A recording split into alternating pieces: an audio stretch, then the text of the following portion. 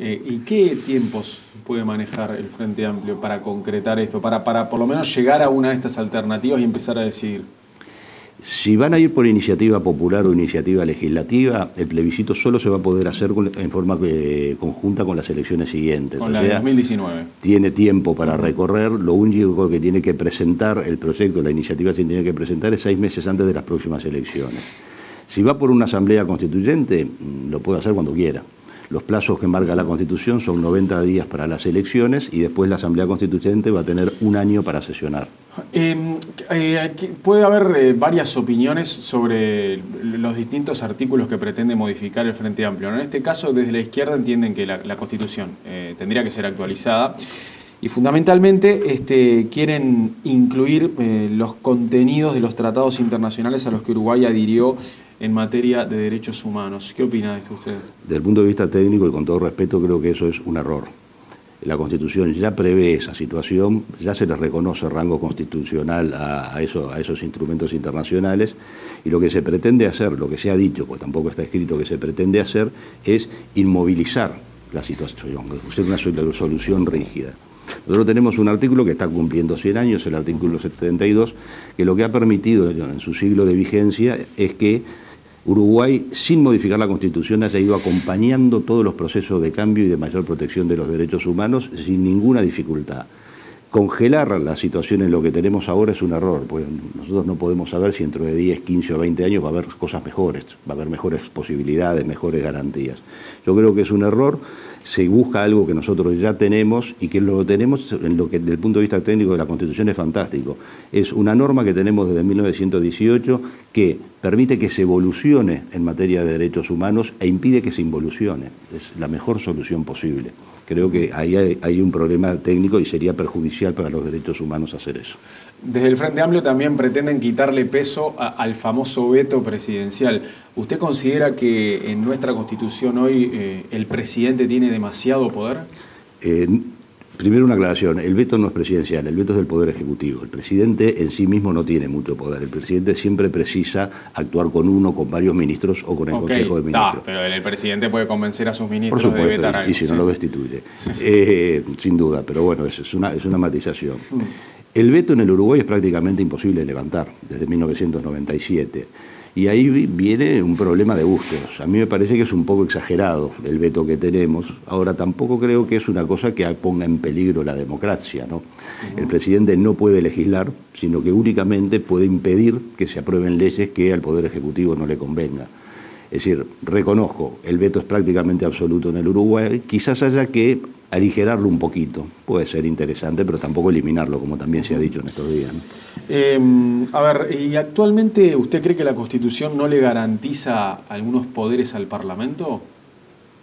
¿Qué tipo de poderes? Y bueno, por ejemplo, el Frente encontró consenso en aumentar el rol del Legislativo mediante una salvaguarda incluida en la Constitución contra todo intento autoritario que pretenda instalar en el país un régimen incompatible. Eso lo escribieron ellos, está escrito y pretenden incluirlo en esta reforma. No lo había leído, sinceramente no sé qué quiere decir, no sé qué es lo que quiere decir. Dicen, una salvaguarda incluida en la Constitución contra todo intento autoritario que pretenda instalar en Uruguay un régimen incompatible con el voto de los ciudadanos. Bueno, evitar con una norma constitucional una revolución, un golpe de Estado es imposible, eso pasa por otro lado. Y el Poder Legislativo uruguayo ya tiene los elementos necesarios para protegerse. Primero, el juicio político. Puede destituir al presidente, puede destituir a los ministros, miembros de la Suprema Corte de Justicia, lo cual ya es un arma verdaderamente importante. A los ministros los puede censurar fácilmente. Y el Poder Legislativo no puede hacer mucho más para evitar una situación autoritaria, ¿verdad? Sinceramente no sé, habría que ver el texto redactado a ver a dónde apuntan, pero creo que eso ya existe en la Constitución y no es necesario agregar nada más. ¿Piensa que en Uruguay la Suprema Corte de Justicia debería tener más miembros?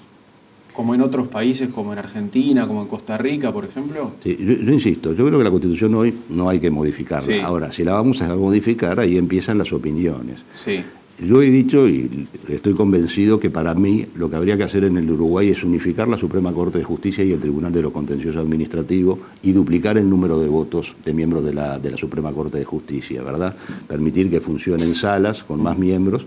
Eso es lo que pasa normalmente en el derecho comparado. Llegar a tener 20 miembros. No, 20 no, 9, 10 miembros, ¿verdad? No necesariamente tiene que ser impar, ¿eh? Pueden ser pares también, ¿no? Les recordamos que en Uruguay son solo 5, ¿no? Para las personas que no saben. Eso llega a que se concentre mucho el trabajo en 5 personas. Si son 10, por ejemplo, claro, o si son 9, se puede trabajar en 3 salas, dividirse el trabajo y es mucho más razonable. Sí, el Frente entiende que es necesario aumentar ese número de integrantes y lo incluiría también en No es imprescindible, pero puede ser conveniente. Bien, ¿y qué opina de hacerle cambios al voto e incluir, por ejemplo, el famoso voto consular o voto epistolar o voto de los uruguayos en el exterior? Bueno, esto ya se ha plebiscitado en el Uruguay, ¿no? Y perdió bien aparte. Yo creo que acá hay que hacer una distinción que es básica. No es lo mismo voto epistolar que voto consular. El voto epistolar no tiene las garantías del voto secreto, ¿verdad?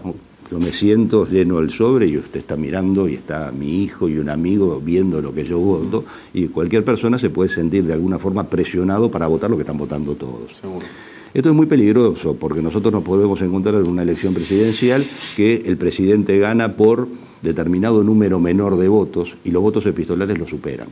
Entonces nunca vamos a estar seguros sobre la legitimidad de ese resultado. Bueno, pero el voto en un consulado, en una urna... El voto en un consulado, sí, puede ser razonable, indudablemente, ahí se puede llegar a tener todas las garantías del voto secreto. Lo que debe salir es una fortuna, porque hay que capacitar, hay que hacer una preparación muy importante de todos los consulados uruguayos en el mundo. Hay que tener presente que algunos consulados son muy grandes, como en Argentina, pero hay consulados que tienen un cónsul honorario que a veces no es ni siquiera uruguayo. Bueno, va a haber que contratar personal.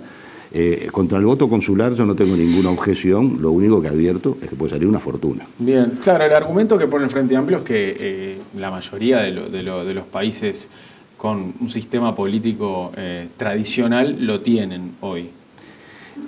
Si nosotros analizamos todos los estudios internacionales que hay sobre estándares y calidad de Estado de Derecho, nosotros vamos a encontrar que Uruguay está entre los primeros puestos del mundo, primero de América Latina y entre los primeros puestos del mundo. Y en materia electoral, Uruguay siempre tiene el puntaje máximo, ¿verdad? Siempre tiene. Si son el máximo es 10, Uruguay tiene 10. O sea, lo mejor que tenemos en el Uruguay es el sistema electoral. Hay que tener mucho cuidado con no desprestigiarlo y con quién nos vamos a comparar, ¿verdad? Comparémonos con los países que están al mismo nivel que Uruguay.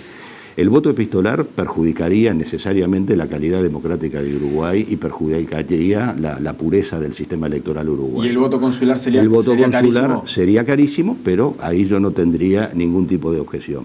Y después, en cuanto a los que permiten el voto del extranjero, bueno, pero hay que tener cuidado, porque hay para muchos gustos. Por ejemplo, hay países que permiten que se vote en el extranjero, pero no eligen al presidente. Eligen de repente a un par de legisladores. Una elección legislativa. Exactamente. Entonces hay que tener mucho cuidado con tomar al barrer los ejemplos del derecho comparado. Y repito, hay que tener cuidado con quién nos vamos a comparar, ¿no?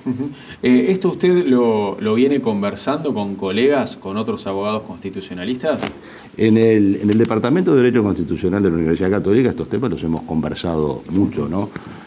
No ha sido objeto de un trato especial, pero sí, es un tema que siempre se conversa, ¿no? Y, en la mayoría, ¿qué conciencia hay? ¿La mayoría piensa como usted y considera que nuestra Constitución no precisa hoy una reforma en 2016?